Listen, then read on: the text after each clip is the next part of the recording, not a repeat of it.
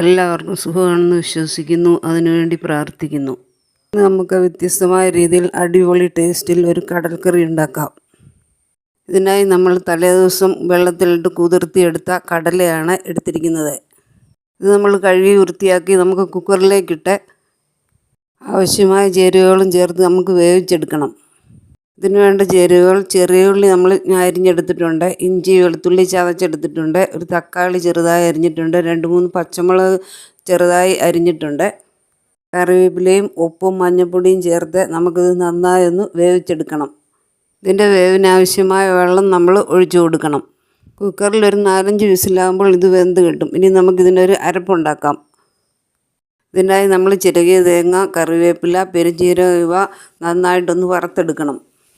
തേങ്ങ മൂത്ത് വരുമ്പോഴത്തേക്ക് അതിലേക്ക് 1 സ്പൂൺ മുളക് പൊടി, 1 സ്പൂൺ മല്ലിപ്പൊടി, 1/2 സ്പൂൺ ഗരം മസാല ഇവ ആവശ്യത്തിന് മഞ്ഞൾപ്പൊടിയും ചേർത്ത് നന്നായി ഒന്നുകൂടെ ചൂടാക്കി തണുക്കുമ്പോൾ മിക്സിയുടെ ചെറിയ ജാറിലിട്ട് നന്നായി ഒന്ന് അരച്ചെടുക്കാം. ഈ സമയം നമ്മുടെ കടല ഇവിടെ നന്നായിട്ട് വെന്ത് വന്നിട്ടുണ്ട്. കുക്കറിൽ ഒരു 5 വിസിലടിച്ചപ്പോഴത്തേക്കും നന്നായി നമ്മുടെ കടല ഇവിടെ വെന്ത് വന്നിട്ടുണ്ട്. ഇനി നമുക്ക് വറുത്തെടുത്ത് തേങ്ങയുടെ മിശ്രിതം നന്നായിട്ട് അരച്ച് ഇതിലേക്ക് ചേർക്കാം. അരപ്പ് ചേർത്തതിന് ശേഷം ഉപ്പ് പാകത്തിനുണ്ടോ എന്ന് നമുക്ക് നോക്കാം. അരപ്പ് ചേർത്തതിന് ശേഷം ഇത് നന്നായിട്ടൊന്ന് തിളപ്പിക്കണം. തിളച്ച് നല്ല കുറുകി വരുന്ന പാകത്തിന് നമുക്ക് തീ ഓഫ് ചെയ്യാം.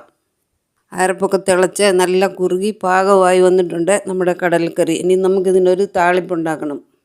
പിന്നെ നമ്മുടെ ഈ ചാനൽ കാണുന്നതിൽ ആരെങ്കിലും സബ്സ്ക്രൈബ് ചെയ്യാത്തവരുണ്ട്, ഒന്ന് സബ്സ്ക്രൈബ് ചെയ്തേക്കണേ.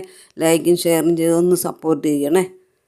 ഇനി ഇതിലേക്ക് നമുക്കൊന്ന് താളിച്ചൊഴിക്കാം. അതിനായി നമ്മളൊരു പാൻ അടുപ്പിൽ വെച്ച് അതിലേക്ക് വെളിച്ചെണ്ണ ഒഴിച്ച് തേങ്ങാക്കൊത്തും കടുക്, വറ്റൽമുളക്, കറിവേപ്പില ഇവ നമുക്ക് താളിച്ച് ചേർക്കാം. മിക്കവാറും എല്ലാ പലഹാരങ്ങളുടെ കൂടെയും നമുക്ക് ഈ കടലക്കറി ചേർത്ത് കഴിക്കാവുന്നതാണ്. ഇങ്ങനെ തേങ്ങ വറുത്തരച്ച് കടലക്കറി ഉണ്ടാക്കാത്തവരൊക്കെ ഉറപ്പായിട്ടും ഇങ്ങനെ ഉണ്ടാക്കി നോക്കണം. മറ്റേ പൊടികൾ തന്നെ ചേർത്ത് നമ്മൾ ഉണ്ടാക്കുന്നതിൽ എന്തുകൊണ്ടും വളരെ ടേസ്റ്റിയാണ് ഇങ്ങനെ വറുത്തരച്ച കടലക്കറി. പുട്ടിൻ്റെ കൂടെയും അപ്പത്തിൻ്റെ കൂടെയും ചപ്പാത്തിയുടെ കൂടെയും എല്ലാം നമുക്കിത് ചേർത്ത് കഴിക്കാവുന്നതാണ്. പുതിയൊരു റെസിപ്പിയുമായി ഇനിയും വീണ്ടും നമുക്ക് കാണാം എന്ന് പ്രതീക്ഷിക്കുന്നു. ഒരിക്കൽ കൂടി എല്ലാവർക്കും നല്ലത് മാത്രം എപ്പോഴും ഉണ്ടാകട്ടെ എന്ന് പ്രാർത്ഥിക്കുന്നു.